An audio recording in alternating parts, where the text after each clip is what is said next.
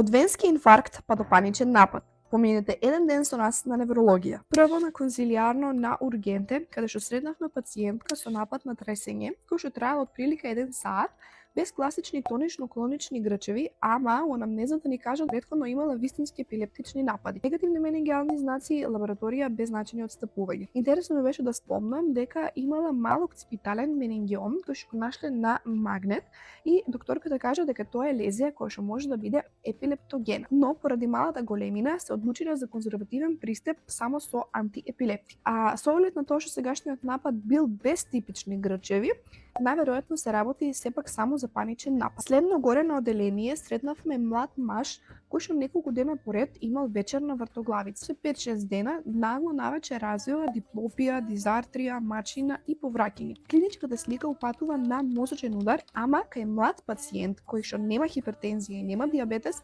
најчесто се мисли на венски инфаркт. Венски инфаркт настанува по тромбоза на церебралните вени или пак синуси. Настанува застој на крвта, едем и може да има секундарно и крварење. За разлика од артериски инфаркт, повеќе се јавува кај помлади пациенти и има по атипична клиничка слика. Секако ризик фактори се тие кои што би биле и за артериска, како што е пушење, дехидратација, тромбофилија, инфекција, ама интересно е дека ризик фактор често е естрогенска терапија кај жени. Терапијата е со антикоагуланси, најчесто со хепарин, мал дел од наодот на неговиот лекар. Нешто што тука ми беше многу интересно, кога имаме во некои фамилии често мажи кои што починале околу 50 годишна возраст од мозочен инфаркт нагло, треба да се мисли церебрална амилоидна ангиопатија, за која што треба да се направи генетско тестирање. Тоа представува васкуларна болест во која што се трупа амилоид у ѕидовите на мозочните крвни садови. Тука сега завршувам, а вие пишете ми на кој одделение сакате следно да ви представам некој случај. Чао!